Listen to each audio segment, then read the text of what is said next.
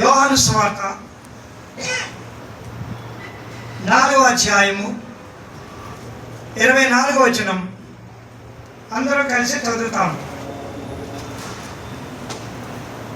John gospel 4:24. దేవుడు ఆత్మ కనుక ఆయనను ఆరాధించువారు ఆత్మతోనూ సత్యముతోనూ ఆరాధింపవలెను. ఆరాధన ఏంటి? ఆరాధన వాట్ ఈస్ వర్షిప్ అనేది ఇక్కడ పరిశుద్ధాత్మ దేవుడు రాస్తూ వచ్చినాడు. ఆత్మతో సత్యముతో, ఇన్ స్పిరిట్ అండ్ ట్రూత్. కాబట్టి ఎప్పుడు ఈ ఆత్మ సంబంధమైన ఆరాధన వస్తుంది, ఎప్పుడు సత్య సంబంధమైన ఆరాధన మనకు వస్తుంది. దేవుడు ఎవరో ఎరిగితే అప్పుడు మనము ఆయన యొక్క గుణాతిశయమును బట్టి ఆయన ఘనపరిచేవారంగా ఉంటాం, ఆరాధించేవారంగా. అది అందుకని ఇక్కడ రాయబడి దేవుడు ఆత్మ, గాడ్ ఈజ్ స్పిరిట్. ఆత్మ ఎట్లా ఉంటాడు? ఆత్మ ఎట్లా ఉంటే ఆయన దేవుడు అయ్యాడు?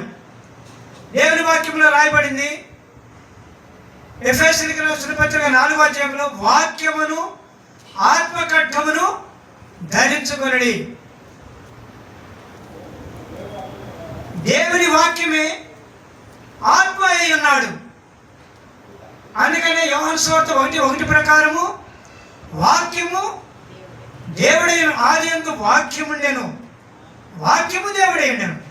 కాబట్టి వాక్యములో ఉన్న దేవుని వాక్యానుసారంగా ఆరాధించడమే ఆత్మతో ఆరాధించుట. ఆత్మతో ఆరాధించడం అనేది ఎలా అనేది చాలా మందికి పెద్ద క్వశ్చన్ మార్క్ అనమాట. ఆత్మ అంటే ఎట్లా ఉంటాడు, ఆత్మతో ఎలా ఆరాధించాలి అంటే యేసుప్రభువు చెప్పాడు, నేనే సత్యమును, నేనే జీవమును, నేనే మార్గమును. కాబట్టి ప్రభు యేసుక్రీస్తు వారే వాక్యమైన వాడు, ప్రభు యేసుక్రీస్తు వారే దేవుడైన వాడు, ప్రభు యేసుక్రీస్తు వారే సత్యమైన వాడు, ఆత్మ ఉన్నాడు. కాబట్టి ఇప్పుడు మనం ఆరాధించేది ప్రభు యేసుక్రీస్తు వారిని. ఆయనను ఆరాధించడానికి ఆయన మన జీవితంలో ఏం చేశాడో ఎరిగితే ఖచ్చితంగా ఆయనకు కృతజ్ఞతాస్తుతులు చెల్లిస్తాం. కాబట్టి ఆయన ఏం చేశాడో చూస్తాం. యోహాను సువార్త 17వ అధ్యాయము 4వ వచనం, జాన్ గాస్పెల్ 17:4.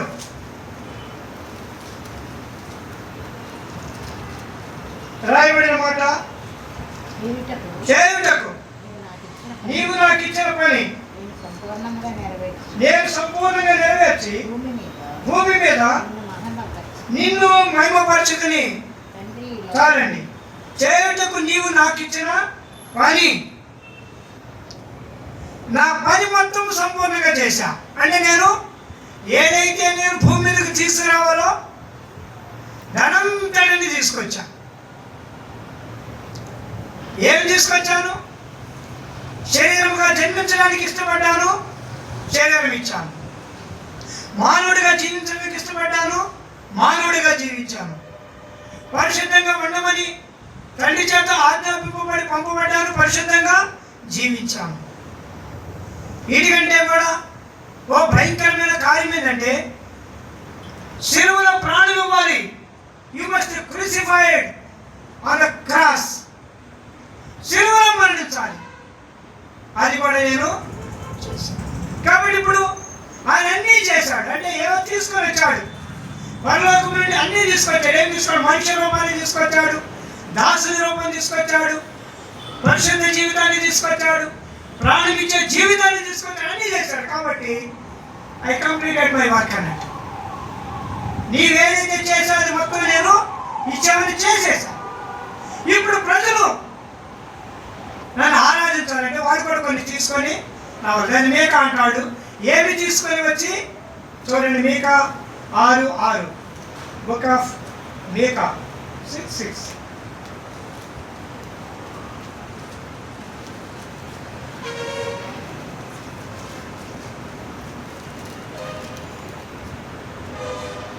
ఏమి తీసుకొని వచ్చి నేను యెహోవాను దర్శించును, ఏమి తీసుకొని వచ్చి మహోన్నతుడైన దేవుని సన్నిధిని నమస్కారం చేతును, దానబలును ఏడాది తోడు నప్పించి దర్శించునా.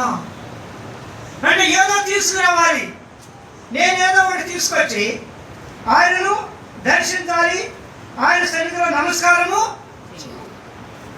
కాబట్టి ఏమి తీసుకురావాలి? నేనేమి తీసుకొచ్చి ఆయన దర్శించాలి, నేనేమి తీసుకొచ్చి ఆయన సన్నిధిలో నమస్కారము. అంటే కంప్లీట్గా మానవుడు ఏదో ఒకటి తీసుకొని రావాల్సిన అవసరం.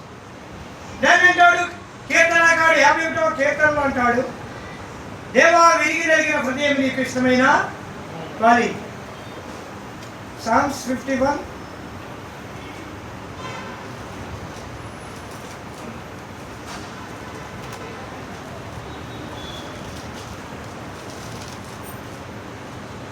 వచనము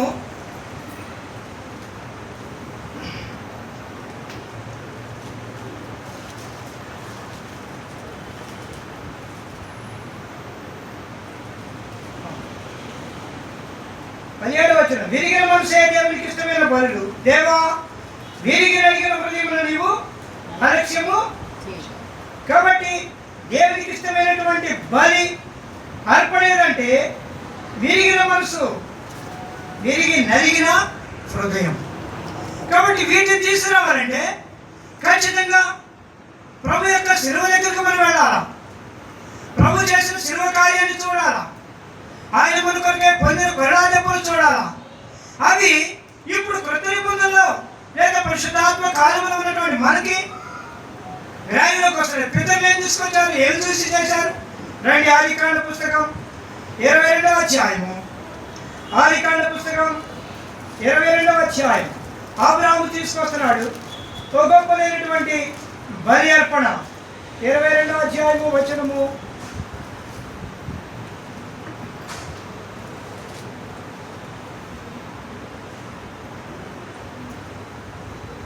6. దహన బలికి కట్టెలు తీసుకొని తన కుమారుడికి ఇస్సాకు మీద పెట్టి తన చేతితో నిప్పును కత్తిని పట్టుకొని పోయింది. వారిద్దరు కూడి వెళ్ళుచుండగా రాయబడిన మాట 7వ వచనంలో మధ్య భాగంలో నా కుమారుడా నేను నిప్పును కట్టెలను నా దహన బలికి గొర్రెపిల్ల ఏది అని అడగగా 8వ వచనం, నా కుమారుడా దేవుడే దహన బలికి గొర్రెపిల్లను. కాబట్టి ఇప్పుడు అబ్రాహాముకు ఏ యొక్క శిలువ, ఏ గొర్రెల దెబ్బలు, ఏ ముండ కిరీటం కనపడతలేదు. కానీ ఆయన కనపడేది ఏంటంటే దేవుని వాక్కు కనపడతా ఉంది. అబ్రాహామా, నీ కుమారుణ్ణి మోరియా పర్వతాల్లో నేను చూపించు దాని మీదకు తీసుకొచ్చి మరి అనిపించు, అక్కడ మొక్కు, నమస్కారం చేయి, ఆరాధన చేయి. అక్కడ అంటారు చూడండి, నా కుమారుడు నేను వెళ్ళి మొక్కి వస్తాం. 4వ వచనం లాస్ట్ భాగంలో, ఈ చిన్నవాడును నేనును ఈ చిన్నవాడును అక్కడికి వెళ్ళి దేవునికి మొక్కి మరలా మీ యొద్దకు. కాబట్టి ఇప్పుడు ఆయన ఏం తీసుకెళ్తున్నాడంటే ఏం కనపడుతుంది? దేవుని వాక్కు కనపడతా ఉంది. బలి అర్పించే దాని సంగతి ఎట్లా ఉండినా ఆరాధన కనపడతా ఉంది. ఇప్పుడు ఆరాధనకి ఒక బలి పశువు కావాలా, లేక దాన బలి కావాలా? ఈ దాన బలి అంతా కూడా తన జీవితంలో చూసుకుంటున్నాడు. ఏదైతే తను నష్టపోయినాడో, ఏదైతే తనకు ఎదురు చూశాడో, ఆ శుభగడి తనకు ఎప్పుడైతే దొరికిందో వాటన్నిటిని బట్టి ప్రభుని ఆరాధిస్తాను అన్నాడు. అంటే ఇప్పుడు ఆరాధించాలంటే తనకున్న ఒకే ఒక ఆధారం ఏంటంటే తన కొడుకు. తర్వాత ఆయన పర్వతం మీదకి ఎక్కిపోవటం. ఆయన ఖచ్చితంగా ముందే చూసాం, ప్రభు యేసుక్రీస్తు పరలోకం నుండి భూలోకానికి దిగి వచ్చాడు. ఇప్పుడు ఆరాధించే వాళ్ళ పైకి ఎక్కిస్తున్నాడు. అబ్రాహాము ఉద్దేశం నుండి ఎక్కాలా, అక్కడ నేను మొక్కాలా, ఉరికిస్తాను తీసుకొస్తాను తర్వాత అది అంత మైండ్ లేనే లేదు. నా ప్రభుని ఆరాధించడానికి పెడతాను. అక్కడ ఇస్తే కొడుకుని వచ్చు, లేకపోతే గొర్రెపిల్లని ఆయన ఇస్తే చేయదని తర్వాత అది. కాబట్టి ఉదయకాలపు వేళ పితరులు తీసుకొచ్చారు. ఏమి తీసుకొచ్చారంటే దేవుని వాక్యముతో వచ్చారు. దానిపై అర్పణ కొరకే ఆశతో వచ్చారు. సాగిలపడాలని విశ్వాసంతో వచ్చారు. దేవుని యొక్క పరిపూర్ణత, ఆ మహిమ, ఆశీర్వాదాన్ని చూసి వచ్చారు. ఆరాధనలో ఆశీర్వాదం. రెండవదిగా నిర్గమకాండ పుస్తకం 34వ అధ్యాయం. నిర్గమాకాండ పుస్తకం 34వ అధ్యాయంలో ఆల్రెడీ 32వ అధ్యాయంలో ఒకసారి పలకలు తీసుకొచ్చారు. ఆ పలకలు వారు పగలగొట్టాల్సిన పరిస్థితి వచ్చింది. ఎందుకంటే దేవుని ప్రజలు దేవుని దూరం అయిపోయిన గడియల్లో ఇప్పుడు 34వ అధ్యాయంలో మొదటి 2 వచనాల్లో రాయబడిన మాట. నిర్గమాకాండ పుస్తకం 34 చదవండి. మరియు యెహోవా మోషేతో మొదటి పలకల వంటి మరి 2 రాతి పలకలు చెక్కుము.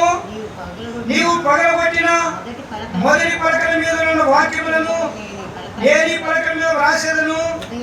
ఉదయమునకు నీవు సిద్ధపడి ఉదయమున సీనాయి కొండ ఎక్కి అక్కడ శిఖరమున నా సన్నిధిని నిలిచి ఉండవలెను. చాలు. ఈ రెండవది, అబ్రాహాము కొండ ఎక్కి బలి అర్పణ కొరకై తన కుమారుడి ద్వారా ఆరాధించడానికి ఇష్టపడ్డాడు. ఇప్పుడు మోషే తీసుకుని వస్తున్నాడు పలకల్ని. ఆల్రెడీ 32వ అధ్యాయంలో కొన్ని పలకలు 2 పలకలు పగిలిపోయినాయి. అయితే దేవుడు కన్నా సంపన్నుడు కాబట్టి నువ్వు మళ్ళీ పలకలుతారా, సీనాయి కొండ మీదకి రా, అక్కడికి చెక్కుకొని రా అనే వాటిని రాస్తా. ఇది ఎంత గొప్ప అంటే ఆయన నేను నిరంతరం ఉండివాడని చెప్పడానికి, నేను కటాక్షం కలిగిన వాడను, కరుణ కలిగిన వాడను, ప్రేమ కలిగిన వాడను, జాలి కలిగిన వాడని చెప్పడానికి మళ్ళీ ఆ మాటలు అక్కడ కావాలా? ముందు రాశాడు 10 ఆజ్ఞలు, ఆ పలకలు రాశాడు, ఆ పలకలు పగిలిపోయింది. అయితే ఇప్పటికి మళ్ళీ అన్ని చేయాలన్నా ఎంతో కష్టసాధ్యమైన పని. కానీ ఆరాధన కష్టమైంది కాదు, అర్పించేది కష్టమైంది కాదు, ప్రభు అంగీకరించేది కష్టసాధ్యమైంది కాదు. కనుకనే ఈజియెస్ట్ మెథడ్లో నుండే మోషేని సీనాయి కొండ మీదకి రమ్మన్నారు పలకలతో. ఎంత గొప్ప మాట! ఎక్కాలి, తీసుకొని పోవాలి, అది ప్రభు యొక్క ఉద్దేశం. అబ్రాహాము ఎక్కాడు, తీసుకొని వెళ్ళాడు. మోషే ఎక్కాడు, తీసుకొని రండి. యెహోషువ గ్రంథం 5వ అధ్యాయం. ప్రభుని ఆరాధించడం కొరకై కొన్ని మాటలు జ్ఞాపకం చేయబడతాం. యెహోషువ గ్రంథ పుస్తకం 5వ అధ్యాయం.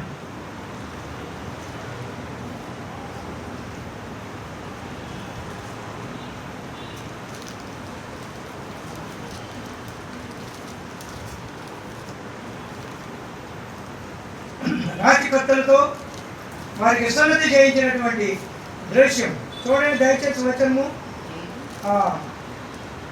వచనము 5:4.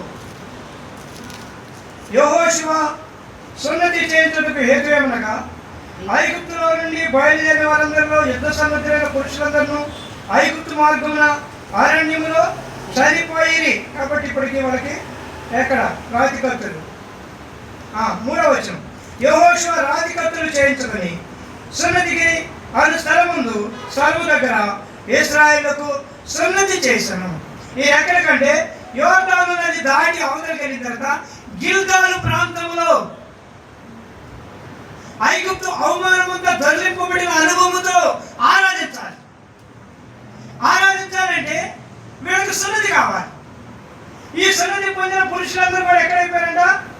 బయలుదేరిన పురుషులందరూ అరణ్య మార్గంలో పుట్టిన వాళ్ళు ఎవరు సున్నతి పొందిన 5వ వచనం, వారందరూ అరణ్య మార్గంలో చనిపోయారు. దాదాపుగా 6 లక్షల మంది కాల్బలం అరణ్య మార్గంలో ఆరాధన తెలియకుండా చనిపోయారు. ఆరాధన చేసిన వాళ్ళందరూ చనిపోయారు. ఇప్పుడు వచ్చిన వాళ్ళకి ఆరాధన తెలవదు.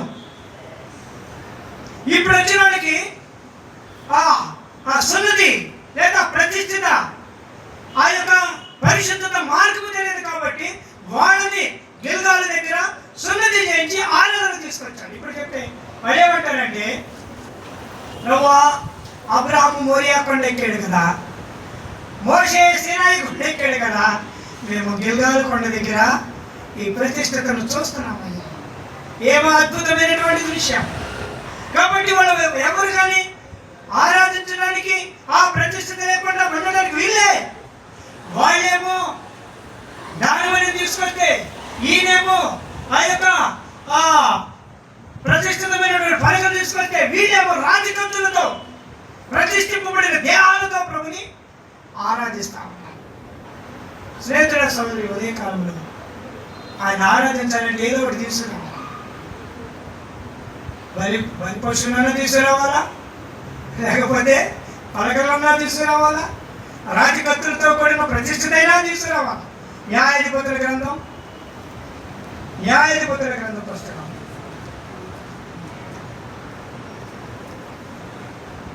గిద్యోను దేవుని ప్రజలను ప్రోత్సహించడం కొరకు, ఆరాధనలో పురికొల్పడం కొరకై ఆయన మట్టి కొండలు వట్టి పాత్రలు ఎత్తేస్తాడు. చూడండి దయచేసి ఆ మాట 7వ అధ్యాయం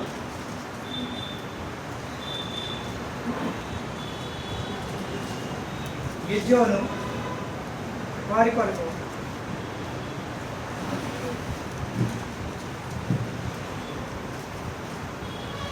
గిద్యోనుకు విజయం, యెహోవాకు విజయం అని వారు గీతాలాపన చేస్తారు.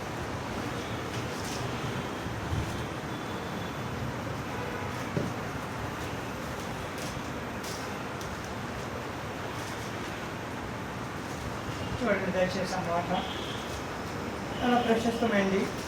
10వ అధ్యాయము 7 చదవండి.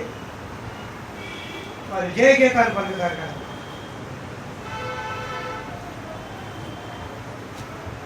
మట్టి కొండలు వట్టి పాత్రలతో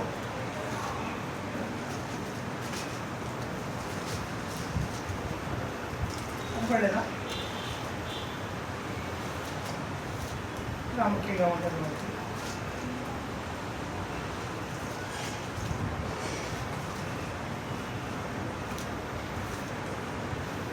సో అద్భుతమైన దృశ్యం అది. 300 మందితో 10వ అధ్యాయము 6వ అధ్యాయము 300 మందితో కలిసి ఎన్నో వచ్చను 6 చదవండి.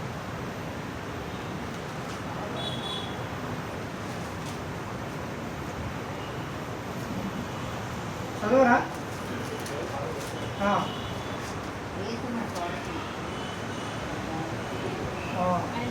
సరే, ఇంకా కొంచెం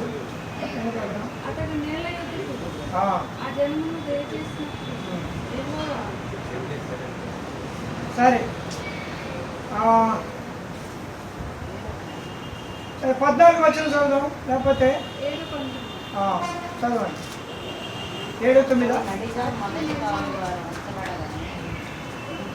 అతనితో ఉన్న 3 మందిని గంటపాడని తెచ్చుకొని పోయి ఘోరంలో ఉన్న కొండలను పగలు 14 వచ్చినవండి. అందుకు వాని చెలికాడు, అది ఇశ్రాయేలు యోవాషు కుమారుడు గిద్యోను కట్టమే కానీ వేరొకటి కాదు. దేవుడు మిద్యాను దండంతులు అతని చేతికి అప్పగించారు. చూసి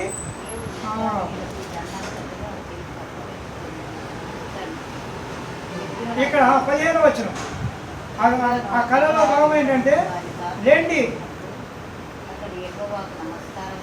16 వచనం, ఆ 300 మంది 3 గుంపులుగా చేసి బోరను వట్టి కొండను ఆ కొండల్లో దివిటీని ప్రతి వారి చేతికిచ్చి ఇట్లనేను, నన్ను చూసి నేను చేయనట్టు ఇదిగో నేను వారి దండు కొట్టుకొని పోతున్నాను, నేను చేయనట్టు మీరు చేయను.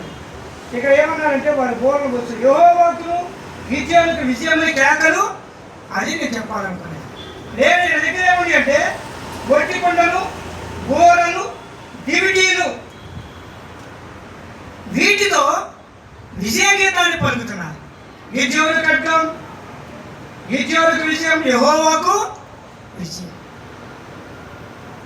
ఆల్రెడీ చాలా మంది వచ్చారు, 3,000 మంది వచ్చారు, వద్దన్నారు. అంత మొత్తానికి 300 మంది. ఈ 300 కూడా 2 గుంపులు అయిపోయింది. 2 గుంపులు చేసి వాడికి ఇచ్చింది ఏంటంటే వట్టి కొండలు, బోరలు, దివిటీలు. వీటితో ఆరాధన నష్టపట్టదు. వీటితో నేను చెప్పేది ఏంటంటే గిద్యోను వాస్తవంగా చాలా బలహీనమైన పరిస్థితుల్లో దాక్కున్న పిరికివాడిగా ఉంటే ప్రభు అన్నాడు, ఏమంటాడు? పరాక్రమ కలిగిన బలాఢ్యుడా, యెహోవా నీకు తోడుగా ఉన్నాడు, లే. ఇప్పుడు ఇది ఇచ్చింది ఏంటంటే, ముందేమో నేల దగ్గర తీసుకెళ్ళాడు, ఏదో తాగిచ్చాడు. ఆ తర్వాత కాదు ఇట్లా కాదు అనుకున్నాడు, కొంచెం ఎదరికి తీసుకెళ్ళి కొండలు బోరలు కొట్టి తిప్పిటి వీటితో విజయగీతం. కాబట్టి ఏమి తీసుకొచ్చి యెహోవాను దర్శించము, ఏమి తీసుకొచ్చి ఆయన సన్నిధిలో నమస్కారము ఆయన ఆరాధించాలి. నువ్వేదో తీసుకురా. అదేంటంటే అబ్రాహాము తీసుకొచ్చినటువంటి వాక్యం వినని తీసుకురావాలా, మోషే తీసుకొచ్చినటువంటి రాజు పలకల లాంటి దేవుని యొక్క నిబంధనలను తీసుకురావాలా, యెహోషువ తీసుకొచ్చినటువంటి రాజు పలకలు కలిగిన ఆ సన్నిధి పరిష్కారాలను తీసుకురావాలా, లేదా గిద్యోను తీసుకొచ్చినటువంటి బోరలు కొండలు దివిటి లాంటి ఆత్మీయమైనటువంటి విజయవంతమైన గీతాలైనా ఇవన్నీ కూడా కేవలం మన ప్రభు యేసుక్రీస్తు శిలువ ద్వారా మనకు దొరుకుతూ వచ్చాయి. అన్నీ మన లోపల పెట్టేశారు. ఒక్కొక్కరి దగ్గర ఒక రాతికత్తి ఉంది, ఒక రాతికత్తి ఆరాధన కత్తి ఉంది, ఆరాధన దీపం దివిటి ఉంది, ఆరాధన బోర ఉంది, ఆరాధన కొండ ఉంది, ఆరాధన గొర్రె ఉంది, ఆరాధన పలక. వీటితో ప్రభుని ఆరాధించాలి. ఇవి ఇవ్వటానికి ఆ దేవాది దేవుడు పొందిన క్రూసిఫిక్షన్ మన ముందు ఆ మరణం ఉంది, ఆ గొడ దెబ్బలు ఉన్నాయి, ఆ రక్తం అందుకని మొత్తం నేను ఇచ్చేసా. చేయటకు నీవు నాకు ఇచ్చిన వాటన్నింటినీ సంపూర్ణంగా చేసేసి ఇచ్చేసానంతే. ఏది కానీ నా దగ్గర మానవుల కొరకు ఇచ్చేసా. ప్రాణాన్ని దారిపోసా, అమూల్యమైన రక్తాన్ని చిందించా. కనుకనే ఈ ఉదయకాలపోయాడు ఈ సత్యానుభవాన్ని మనం ఎరిగితే, అంతేకాదు ఆయన శరీరాన్ని రక్తాన్ని రొట్టెగా ఇచ్చా, నన్ను జ్ఞాపకం చేసుకోమని ఇచ్చా. అంతేనా, నిత్యత్వంలో నాతో కూడా సదాకాలం ఉంటానని నిరీక్షాస్పదమైన మాటలు ఇచ్చా. నేడు నీవు నాతో కూడా పరదేశంలో ఉందు అని చెప్పి అభయాన్ని ఇచ్చా. స్నేహితుల సహోదరి, ప్రాతకాలపు వేళ ఆ ప్రేమామయిని ఏమి చెల్లించడం తెచ్చుకుంది. ఆయన ఇంకా ఇచ్చి చాలా ఇచ్చాడు. అవన్నీ కూడా ధ్యానించిన మనం కూడా చాలా తీసుకెళ్ళాలి. నా కుమారుడు, నీ హృదయం నాకు దేవా, విరిగి నెరిగిన హృదయాన్ని నీవు అలక్ష్యించావు. లక్ష్య పెట్టే హృదయంతో ప్రభుని స్తుతిద్దాం. ఆయన మరణ భూస్థాపన కొరకు దానిలో నుండి ఆయన కీర్తించి కొని ఆడదాం. ఆయన చేసిన గొప్ప కార్యాన్ని బట్టి హృదయమాన వందనాలు తెలియజేద్దాం. ప్రభు మనకు సాగు. కనుక దేవుడు ఆత్మ కనుక ఆయన ఆరాధించువారు ఆత్మతోనూ సత్యముతోనూ ఆరాధించాలి. గొప్ప పాఠము.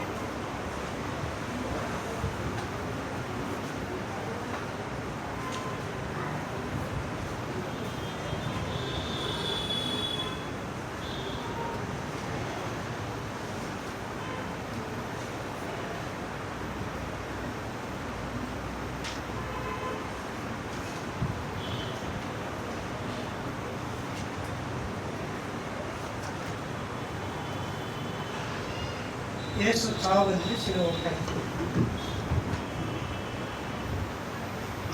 పాఠ సంఖ్య 282. యేసు చావుంది శిలువపై, నీ కోరాకే నా కోరాకే ఎంత గొప్ప శ్రమను చేను. నీ కోరాకే నా కోరాకే ఎంత నది వాలే యేసు రక్తము సిలువలో నుండి